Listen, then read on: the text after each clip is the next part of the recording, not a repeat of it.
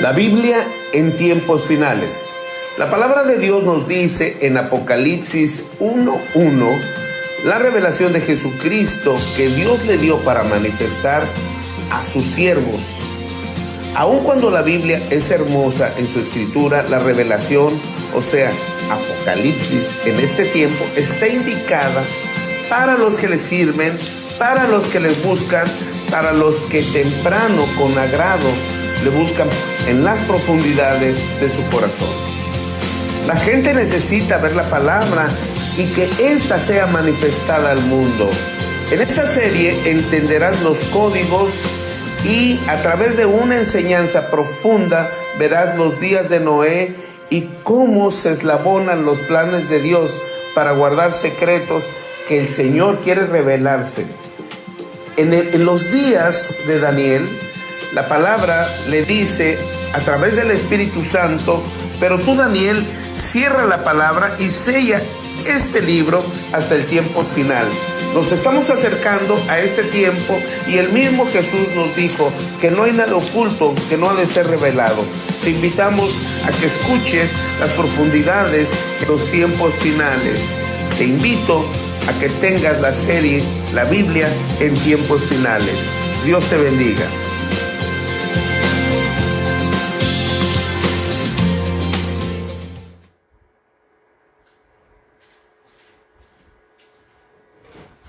Muy buenos días, soy el pastor Raúl Rocha del Ministerio Fuerza Viva Informativa, agradeciendo a Dios el que estemos en este momento aquí y ahora. Vamos a hacer una oración, ahí donde estás, ahí donde estés escuchando, si puedes cerrar tus ojos, hazlo.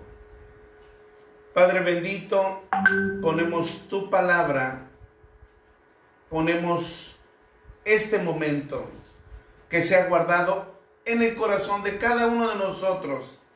Examina a este tu siervo, Señor, y que tu palabra baje de tu corazón a mi corazón. Quita todo lo que no te agrada. Destapa oídos en el nombre de Cristo Jesús. Amén y amén. El día de hoy estamos en la segunda etapa, la segunda parte de toda esta semana que vamos a estar tratando, la Semana Santa. Y previo a la Semana Santa está precisamente Mateo 24, ya acercándose al tiempo final. El día de mañana tenemos la Cena del Señor y después la crucifixión el próximo viernes. El sábado, un tema muy interesante, la investigación de todo el entorno de lo que se vivía en Jerusalén, un tema geográfico, histórico, que te va a dar un panorama completo de la palabra de Dios. Y el domingo vamos a tener el último gran avivamiento de la tierra. ¿Qué habla la palabra de Dios acerca de esto? Bueno, pues hablándote un poco de Mateo. Mateo quiere decir regalo de Dios. Fíjate, es uno de los escritores, el primer evangelio es el evangelio de Mateo. Hay 4 escritores guiados desde luego por el Espíritu de Dios, Mateo, Marcos, Lucas y Juan. De esos 4, solo 2 vivieron de viva voz la presencia de Jesús, Mateo y Juan. Marcos y Lucas. Nosotros tenemos que Marcos era primo de Bernabé y Lucas era médico, muy amigo de Pablo.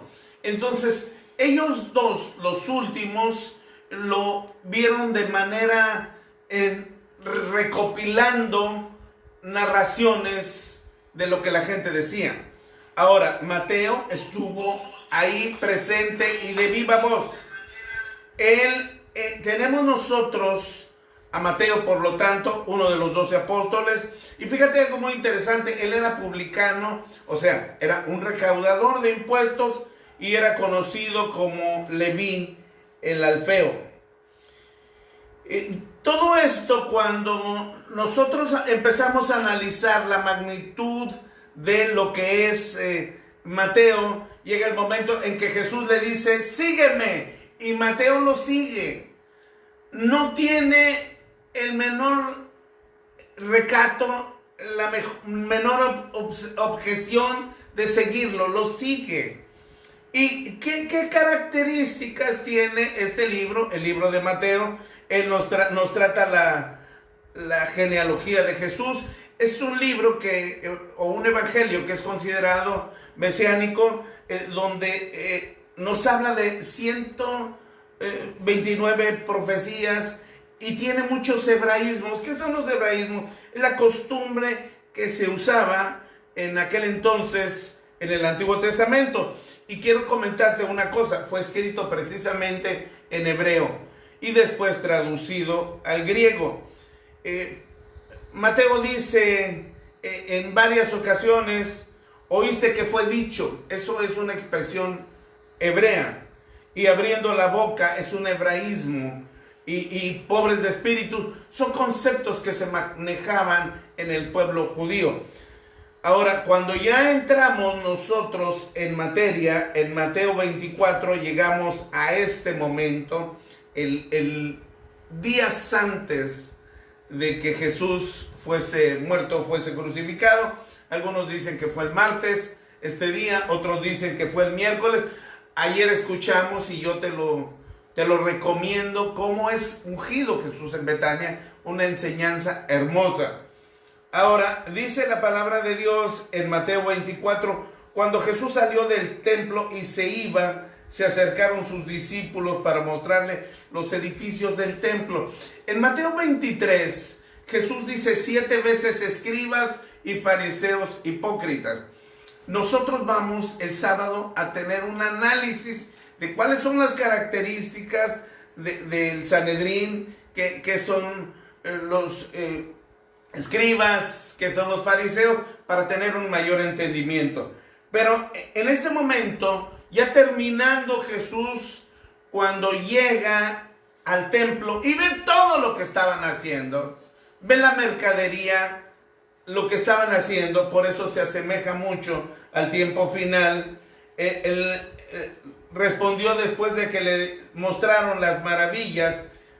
¿Por qué eran maravillas? Mira, el templo lo había hecho Herodes, y Herodes quería políticamente congraciarse. Durante 8 años, 10,000 hombres construyeron el templo de Jerusalén. Esto fue impresionante. Ahora, ¿qué medidas tenía? Tenía 450 metros de largo por 400 de ancho. Imagínate, cabrían aquí alrededor de 8, 9, 10 campos de fútbol. De esa magnitud era el tamaño del templo. Lo que era, hoy lo único que queda es nada más la barda. Estando Jesús les dijo, ¿ves todo esto? De cierto os digo que no quedará piedra sobre piedra que no haya ser derribada. El original dice, no quedará piedra sobre piedra que no haya de ser destruida y demolida. ¿Por qué? Porque las piedras eran unas piedras impresionantes, pulidas, pero tenían incrustaciones de oro. Entonces, desbaratan las piedras para quitarle todo lo que tenía de riqueza. Ahora, Jesús sale y se va al monte de los olivos. Los estudiosos, exégetas, nos hablan del círculo cercano de Jesús. El círculo cercano en ocasiones era Pedro, Jacobo y Juan, y en otras ocasiones era Pedro, Andrés, Jacobo y Juan. Si nosotros vemos, Pedro siempre estaba a la derecha, y Andrés era hermano de Pedro, y Juan siempre estaba a la izquierda, pegado a su costado, y Jacobo era el hermano de Juan. Y Jesús les hablaba. Jesús estaba sentado y viendo el templo, sentado, orando y meditando, para después hacer esta disertación tremenda de Mateo 24. Cuando él empieza a hablar, lo dice en dos partes. Y yo quiero tratar la primera parte porque estudiar Mateo 24 nos llevaría muchas horas. Tendríamos que relacionarla definitivamente con el libro de Daniel. Hemos tenido dos enseñanzas del libro de Daniel. Si quieres los links, dime y te los pasamos.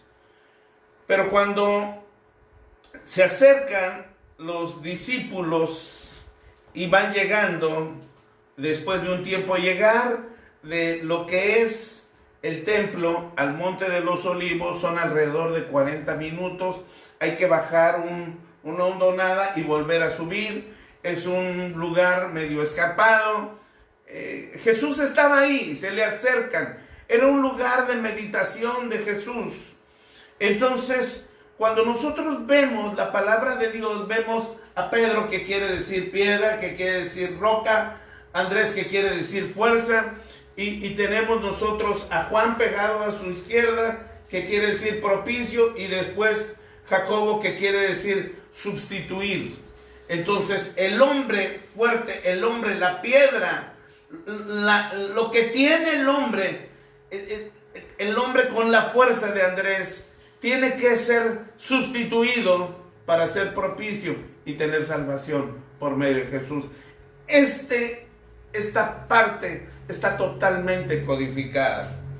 Y Jesús les dice, cuando habla con ellos, a las tres preguntas que les dicen: ¿cuándo serán estas cosas? ¿Cuándo estas cosas sucederán? ¿Qué señales habrá de tu venida y del fin del siglo? Le hacen tres preguntas. Dice, dinos. En griego es complétanos. Añade. No nos quedó claro. Queremos tener todo el panorama completo. ¿Qué señales habrá de tu advenimiento? Parusia lo dice en griego. De las señales del fin, de la consumación, cuando esta era se acabe. ¿Cuál va a ser? Y Jesús habla, y yo te lo voy a leer en 10 partes. Dice que vendrán, que se acercarán falsos cristos, falsos profetas. Ahora, hay un falso Cristo. Aquí dice, respondiendo, mira que nadie os engañe. Cuando nosotros vemos un círculo cercano y decimos, ¿quiénes son? ¿De qué les está hablando? Antes de decirle cada una de las señales del tiempo final, les dice, cuídate que nadie te engañe. Porque a muchos se engañarán, diciendo yo soy el Cristo. Cuando dice muchos, estamos hablando no todos, no pocos, no algunos. Si nosotros, si estos 4 o fuesen 12 representan la iglesia, entonces quiere decir que no pocos y no todos, sino muchos serán engañados. Cuando el Señor me muestra esto, estaba yo orando y le dije, Señor, ¿cómo es que muchos van a ser engañados? Está mi esposa y mis 3 hijos. ¿Cómo le puedo hacer para que ninguno de ellos sea engañado? Y algo estuvo profundamente en mi corazón que me dice, pégalos a mi corazón. Y eso es lo que yo he hecho. Pegar a mis hijos al corazón de Dios. Dice, vendrán muchos. Mira que nadie os engañe, van a errar, extraviar. Dice, vendrán y harán señales y prodigios. Y dice también que engañarán, si fuese posible, aún a los escogidos. Tú y yo hemos sido escogidos con un propósito, pero hoy la iglesia está entrando en confusión y en engaño. Hoy la gran mayoría de hombres de Dios estamos descuidando muchas cosas. Por eso es muy importante Mateo 24. El punto primordial es cuidar que nadie os engañe. ¿Cómo va a ser esto? Poniendo a tus ovejas, poniendo a tu familia en el corazón de Dios. Dice, oiréis de guerra y rumores de guerra. Vas a escuchar batallas. Vas a oír. Dice, oiréis de guerra y rumores de guerra. Mira, no os turbéis, porque es necesario que todo esto acontezca. Dice, porque conviene. Pero ¿cómo? ¿Por qué conviene? ¿Por qué conviene que haya guerra? ¿Por qué es necesario que todo esto suceda? ¿Por qué está pasando esto? Y aquí nos da la clave. Dice que se levantará nación contra nación y reino contra reino. El original dice que se van a activar. Va a haber una activación de guerra. Acuérdate que dice la palabra de Dios, el reino de los cielos sufre violencia, pero los que se violentan arrebatan ese reino. Esto tiene que activarse. ¿Por qué? Porque una nación va a guerrear con otra nación. Esto es, va a haber conflictos. Ya los hay, comerciales. En este momento hay guerras y guerrillas. Pero también dice reino contra reino. Y en este momento no hay reinos. Pero aquí está hablando de reinos de las tinieblas queriendo usurpar el reino de Dios. Entonces es necesario que el reino de Dios entre en guerra. Es necesario que en este momento se active el pueblo de Dios para entrar en esa guerra contra el reino de las tinieblas. Este es el momento. Tenemos un capitán y se llama Jesucristo. Él es el varón de guerra. Él es nuestro estandarte. Él nos va a guiar a la batalla. El pueblo de Dios es el momento que se levante. ¿Por qué? Porque dice el número 3. El número 1 es falsos. El número 2 es guerras. El número 3 habla de pestes, hambres y terremotos. Cuando nosotros hablamos de pestes, tenemos el Zika, chikungunya, el paludismo que mata a 500,000 de personas solo en África cada año, y precisamente lo que estamos viviendo, esta pandemia. Y también habla de hambres. ¿Sabes que África tiene el 18% de habitantes sobre la tierra? África ha tenido la plaga de langostas más grande de toda su historia. ¿Qué quiere decir esto? Que a finales de año, que a principios de año, va a haber una hambruna terrible en África. Ya la hay, pero va a haber una hambre tremenda. Ahora, el día de ayer nosotros vivimos al día. El día de ayer fuimos al supermercado y ¿sabes qué? Están racionando en algunos lugares los huevos, la comida. Ya no, en algunos lugares ya no hay. Entonces va a empezar a haber hambre. Y mucha gente dice, no, pero ¿sabes qué? Que la gente del campo sigue trabajando. ¿Seguro? Se han frenado autobuses. ¿Cuánto tiempo se va a frenar todo esto? ¿2 meses, 6 meses, 4 meses?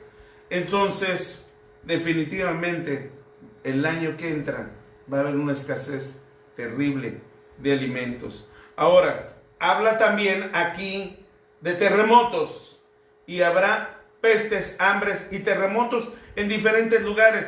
Quiero decirte que desde el año 2000 hasta la fecha ha habido 35,204 terremotos. 1,600 por año, 2,000 en algunos lugares. Contabilizados, pero yo no lo sentí. Ha habido unos grandes, chicos. Estamos hablando de terremotos, no movimientos. Movimientos hay cada rato. Esto es lo que está pasando. Y esto, dice la palabra de Dios, esto es el principio de dolores. Mucha gente nos está diciendo, ¿sabes qué? Mira que después de que pase todo esto, va a estar todo, vamos a hacer dicha y felicidad. No, esto que está hablando es el principio de dolores. Hemos hablado nosotros de cosas tremendas y en las cuales tienes que ponerte las pilas. Cristiano, pastor, siervo, profeta, apóstol, que me ves, que me escuchas, estamos entrando en tiempos finales. Ya no podemos seguirle dando dulces a la gente. La cosa tiene que cambiar. Tenemos que entrar en una intimidad y decirle a Cristo, te amo, te necesito. Esto es el principio. Quiero decirte que en unos días, el 14 de mayo de este año, se da la apertura al nuevo orden mundial en un acuerdo secreto en el Vaticano. Esto es, se están acomodando todas las fechas. Las leyes han estado siendo distorsionadas. El rector de esas leyes o el promotor de esas leyes se llama Naciones Unidas. Ha estado cambiando todo. Hemos estado nosotros entrando en un ataque frontal hablando de la familia. Y hoy más que nunca vemos el valor de la familia. Se ha distorsionado, se ha cambiado todo esto.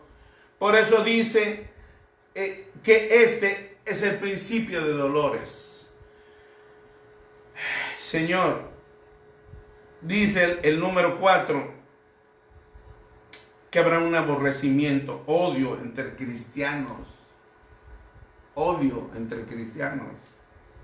Los compara, dice, entonces se entregarán a tribulación y os matarán y seréis aborrecidas de todas las gentes por causa de mi nombre.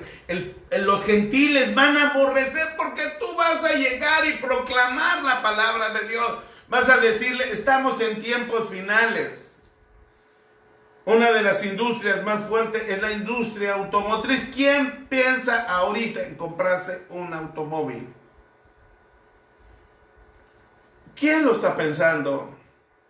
Va a haber muchas cosas. Entonces, cuando todo esto suceda y pase, va a haber tal desequilibrio que va a llegar y se va a presentar alguien que va a decir, yo tengo la solución. ¿Qué quiere decir? Que seguramente el anticristo ya está entre nosotros. Ahora, ¿qué más sigue? Dice que habrá odio entre cristianos, aflicción, persecución y angustia. Mira, nosotros vemos hoy como nunca una gran división. ¿De qué iglesia eres? ¿De qué denominación? Yo soy comprado por la sangre de Cristo. ¿Y tú? A mí me preguntaba hace días un pastor, me decía obispo, en algunos casos han tratado de decirme profeta o apóstol. Yo simple y sencillamente soy un siervo de Dios. La iglesia va a cambiar. Ya debemos de dejarnos de pelear. Claro, tú tienes una costumbre de adorar a Dios de una manera como nos habla en las 7 iglesias de Apocalipsis. Pero las cosas debemos de entender que tenemos que ser distintos. Dice, sí, mi pueblo, sobre el cual mi nombre es invocado. No dice si los de tal denominación, de aquella, de esta, sí, mi pueblo. En este momento tenemos que pensar que somos un pueblo de Dios, que debemos ser un pueblo unido para Dios. Y dice que habrá muchos falsos profetas y muchos tropezarán. Empezará el odio, el celo, va a ser incitada la apostasía. ¿Qué es esto? ¿Qué es apostasía? U ofensas. La apostasía es cuando la gente deja la cristiandad, rechaza la sana doctrina y acepta doctrina que le acomoda. No es posible que haya iglesias cristianas que en su entendimiento quieran casar hombres con hombres. Esto no puede ser posible. Esto definitivamente es un tropiezo para la iglesia. Hemos querido nosotros hacer de la iglesia una aberración. ¿Cómo está el corazón de Dios en este momento?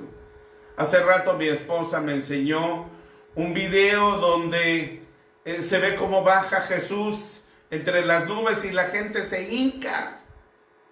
Ese es un proyecto del nuevo orden mundial donde va a aparecer en todo el mundo. Se llama Proyecto Blue y existe. Mandan trompetas, señales, ángeles bailando, la imagen de Buda, y esto se proyecta ya de manera de satélites en todo el mundo. Se proyecta en las nubes. Se está incitando a la apostasía. Va a haber odio y celo, un celo incorrecto entre si soy de tal o cual denominación. Hay gente que dice, yo primero soy de mi denominación y después cristiano. No, nosotros tenemos una denominación. ¿Por qué? Porque estamos de una manera de adorar, pero esto no es más allá.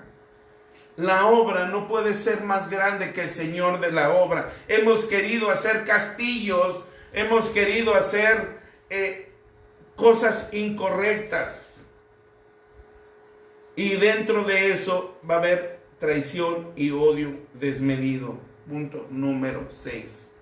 Esto va a ocasionar incluso encarcelamiento.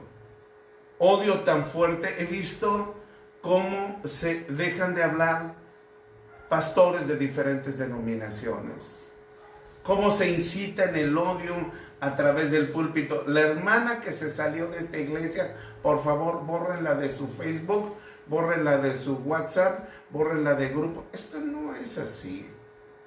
Yo le preguntaba en una ocasión a un pastor, le decía, bueno, ¿esta persona se volvió satánica? No, se fue con los de la otra denominación, que son nuestros enemigos. Esto no es posible. Hemos estado nosotros en poblados pequeños donde prácticamente son primos, se casan entre familia de 2,000 o 3,000 y hacen 2 iglesias, y los de una iglesia están peleados con otra iglesia, siendo familia. Esto no puede ser posible, porque uno se viste de una manera y otro de otra manera, porque uno toca batería y el otro no. Esto no puede ser posible en este tiempo. No puede haber un odio desmedido. Ya no hay tiempo para eso en la iglesia. Punto número 7, dice que van a surgir todo tipo de doctrinas y mucha gente aceptará. Esto habla de una falsa profecía. La gente no sabe el protocolo profético. Falso entendimiento. Se les llama, aquí el original Jesús les llama espurios. Quiere decir falsos profetas. Fíjate que algo que a mí me llama la atención, y quiero decirte esto. Hoy se ha acostumbrado mucho a hablar de pactos. Dice el Señor, y así dice el Señor, que hagamos un pacto. Y los pactos generalmente son económicos. Pregunta: tú puedes obligar a Dios, tú juntas el dinero, hiciste un pacto con Dios, que la Biblia no habla de que el hombre haya hecho pacto con Dios, no lo menciona. Dice que pidió, que rogó, que ofreció, pero no dice la palabra del pacto. La Biblia nos habla de 5 pactos.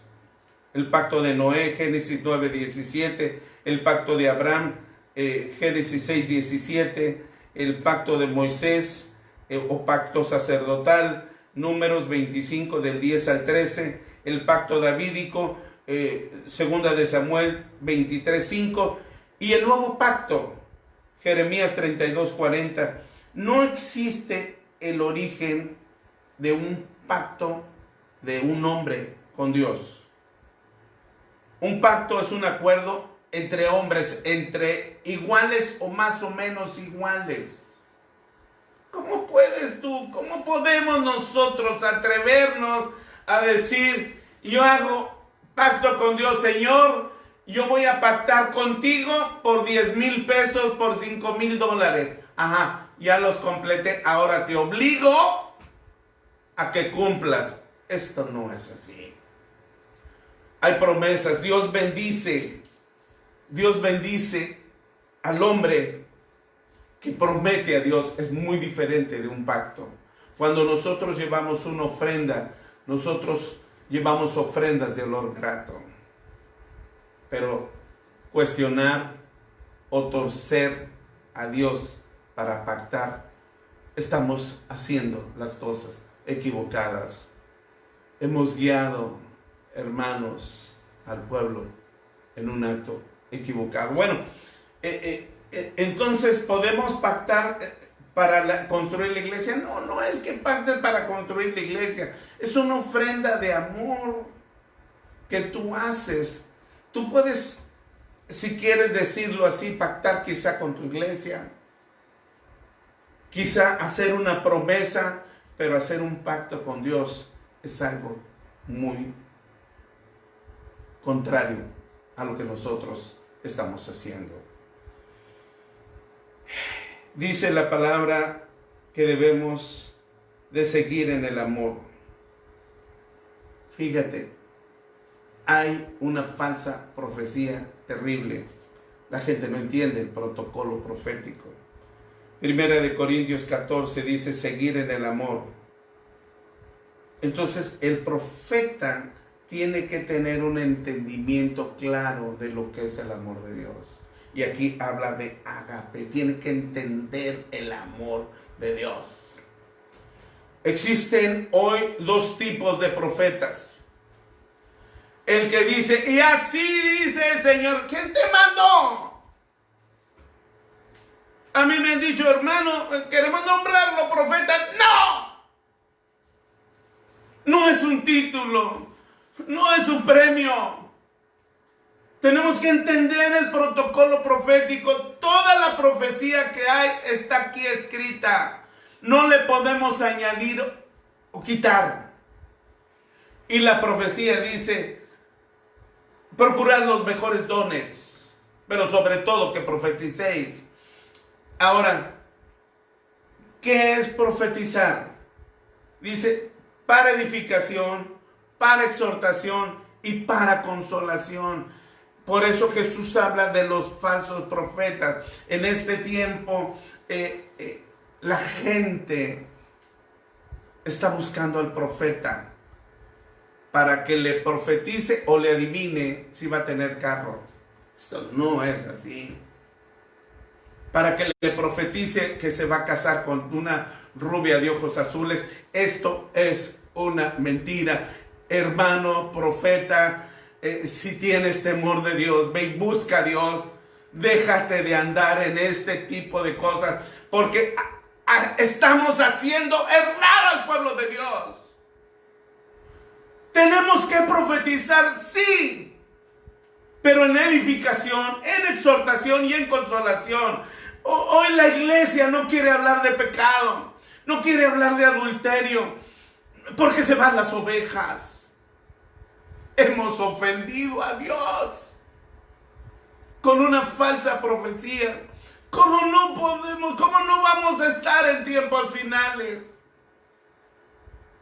¿Hasta dónde ha llegado la maldad en este momento? ¿Tú crees que si Dios abrió los cielos y hizo llover sobre toda la tierra, tú crees que si Dios abrió el mar y pasó el pueblo de Dios, si movió la roca, se alimentó 40 años a su pueblo, no puede quitar con un plumazo el COVID?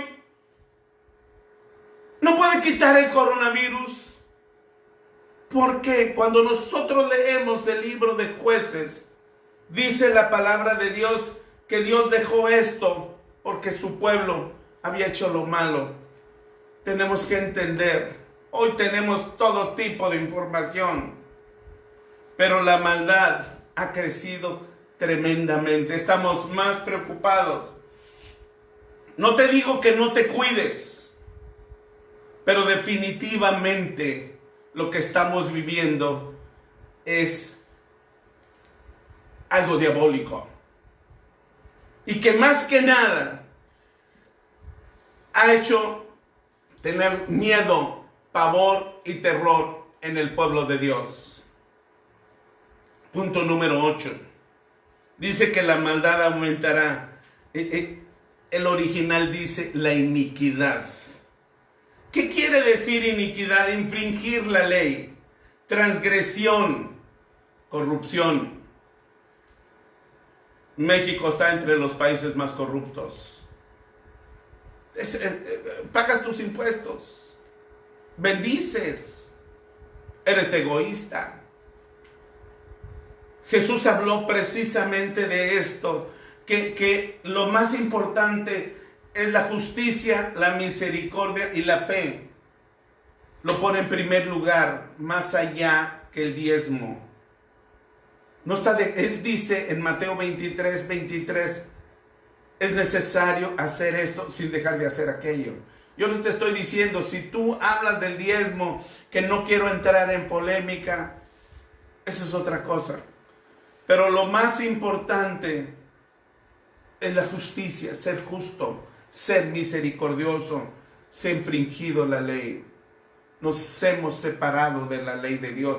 La maldad no ha aumentado. Aumentar es 2, 3, 4, 5. Multiplicar es 2, 4, 16 y luego 16 por 16 y así sucesivamente. La maldad, la iniquidad se ha multiplicado. Así como se está clonando en este momento las infecciones y la enfermedad, así está multiplicándose la maldad. Pueblo de Dios, ¿qué tenemos que hacer? Voltear nuestros ojos a Dios, ser luz en las naciones, hablar la verdad, dejar de mentir, estudiar la palabra de Dios, hablar con temor y temblor. No podemos errar a un pueblo. De todo esto vamos a ser juzgados. Dice, y que por haberse multiplicado la maldad, el amor de muchos se enfriará. Cuando habla el amor, dice del amor ágape. No dice el amor de un hombre a una mujer, sino el amor hacia Dios. La gente va a cuestionar, hermano, ¿sabes qué? Tú estás siendo muy obsesivo. Va a disminuir el amor, el deseo de ayudar. Mucho, muy fuerte. Y lo vemos en el Facebook. ¿Qué es lo que hace? ¿Qué es lo que está haciendo la gente? Subiendo juegos. ¿Qué es lo que está haciendo la gente? Subiendo preocupaciones de que estoy angustiado. Subiendo que mi vestido, que hoy tuve tiempo de pintarme las uñas, que tengo tiempo de mis zapatos. Tenemos en este momento que proclamar la palabra de Dios. Este es el tiempo. Tú vas a llegar al cielo y ¿cómo te vas a presentar delante de Dios si tu papá, tu mamá, tu primo, tu hermano no le hablaste? Si tú disminuiste el amor hacia Dios para manifestárselo a ellos. Y algo que me llena mucho la atención, que hasta aquí quiero llegar. Dice en Mateo 24:14, y será predicado, será proclamado, será divulgado, será extendido, será hablado el evangelio del reino en todo el mundo para testimonio de todas las naciones, y entonces vendrá el fin. ¿Sabes que nada más por el hecho de decir el año 2020 antes de Cristo y después de Cristo, todo el mundo sabe esto? Hay gente que no se le ha predicado, sí, pero hoy Internet está a punto de ser mundial. Y toda la gente va a tener acceso a una Biblia en su idioma, a una palabra, a un versículo. Porque de tal manera amó Dios al mundo que ha dado a su Hijo unigénito para que todo aquel que en Él cree no se pierda, mas tenga vida eterna. Daniel 11:32 dice, hablando de lo que dice Jesús, cuando veas la abominación en el lugar santo, huye. ¿Y qué es la abominación? Dice Daniel 11:32, con lisonjas seducirá a los violentadores del pacto, mas el pueblo que conoce a Dios se esforzará y actuará. ¿Qué son lisonjas? Halagar, congraciarse, adular, alabanzas exageradas, demagogos. Hoy he visto mucha gente que dice, ahí viene el profeta y el apóstol, el hombre de Dios y esto y otro aquí que tenemos que darle. Jesús decía que él no tenía donde recostar su cabeza. Hoy he visto hombres, conozco hombres que sé que el obrero es digno de su salario, pero que cobran $500,000 por ir a cantar. Esto no se vale. Esto no se vale. Que han hecho mercadería, que han decretado, que han dicho, le hemos fallado a Dios. Debemos de entender esto. Primera de Timoteo 4:1 dice, pero el Espíritu dice claramente que en los postreros tiempos algunos apostatarán de la fe, escuchando doctrina de demonio. Este ha sido un tiempo donde mucha gente ha tramado una doctrina, ha pactado, ha hecho cosas incorrectas. Claro, necesitamos, nosotros los que servimos, tu pastor necesita. No te digo que no ofrendes. Y si diezmas, diezmas. Pero dice cada uno dé como propuso en su corazón. Yo conozco muchos pastores que viven al día. Nosotros vivimos al día. ¿De qué vivimos? De las ofrendas de Dios. Y tengo la promesa que nunca me va a faltar nada. Dios nos preparó para buenas obras. Y Dios te ha preparado para buenas obras, dice Efesios 2:10. ¿Por qué no debemos de temer la venida de Jesucristo? Hoy la gente tiene miedo. Durante muchos años dijimos, ya viene Jesús, pero ahora resulta que tenemos miedo.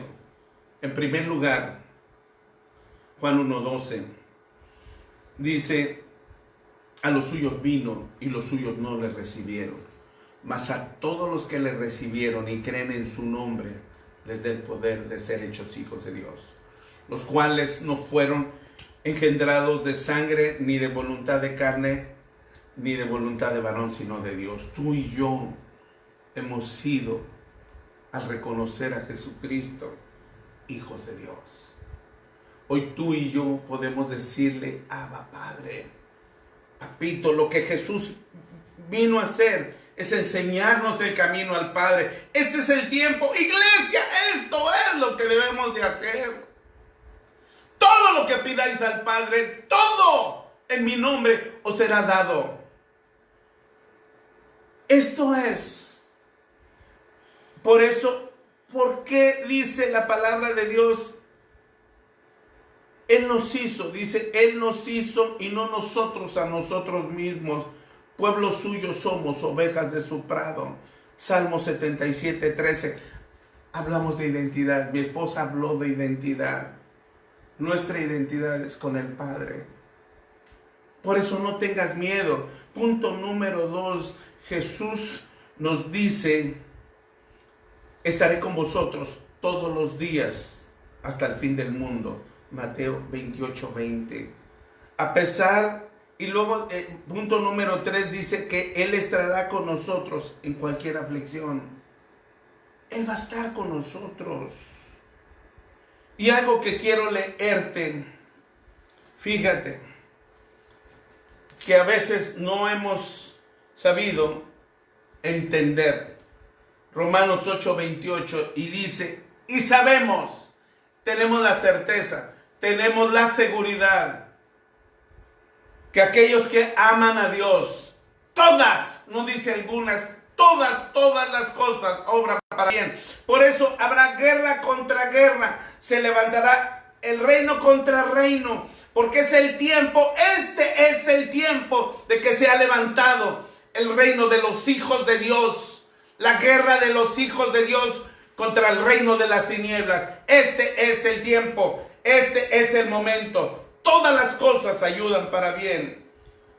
Y luego dice la palabra de Dios, cuando nosotros leemos esto, porque Él está con nosotros siempre. Dice, ¿quién nos separará del amor de Cristo? ¿Tribulación? ¿O angustia? ¿O persecución? ¿O hambre? ¿O desnudez? ¿Peligro o espada? ¿Quién nos va a separar? Como está escrito, por causa de mí somos muertos todo el tiempo, somos contados como ovejas de matadero. Antes, en todas estas cosas, somos más que vencedores por medio de aquel que nos amó. Nosotros somos más que vencedores. Por lo cual estoy seguro de que ni la muerte, ni la vida, ni ángeles, ni principados, ni potestades, ni lo presente, ni lo porvenir, ni lo alto, ni lo profundo, ni ninguna cosa creada nos podrá separar del amor de Dios que es en Cristo Jesús. No, nadie, absolutamente nadie nos va a separar del amor de Dios. No que venga un hombre y que te diga, nosotros no estamos siendo comprados por hombres. Estamos siendo comprados por Cristo Jesús. Y dice la palabra de Dios, conocemos nuestro destino final, donde tenemos morada celestial. En Apocalipsis 21, 3 y 4, dice que vamos a un lugar donde ya no habrá llanto ni dolor. Él nos está preparando una casa. Confiad, confiad. Este es el tiempo, el último tiempo de proclamar la palabra de Dios. Padre Santo, en el nombre de Cristo Jesús, yo te pido perdón, Señor, porque te hemos fallado, porque hemos cambiado los conceptos, Señor. Yo te pido y déjame amarte más, Señor. Dile que le amas. Dile que le amas. Y si tú no tienes a Cristo, este es el tiempo de decirle. Si te has alejado, perdóname. Perdóname, Señor, porque te he fallado. Si hemos pensado más en nuestro palacio o nuestro imperio que hemos creado, si le hemos dado más importancia al ministerio que al mismo Señor, este es un tiempo de decirle, Señor, nos equivocamos, trazamos mal la palabra de Dios, hicimos cosas incorrectas. Ya no hay tiempo. Ya no hay tiempo. Ya entramos en tiempos finales. No sé si serán 7 años, si serán 5 años. Pero ese es el tiempo de decirle simple y sencillamente, te amo, Señor. Tómame. Tómame, Señor. Tómame en tus brazos. Te amo. Oh, Baruch Haba Eloheinu. Te amo, mi Señor. Te amo. Dile que le amas. En el nombre de Cristo Jesús. Amén. Cristo, yo te amo.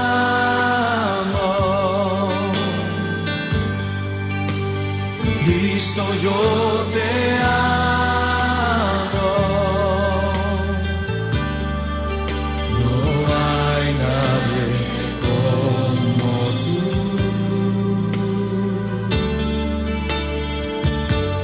Jesús.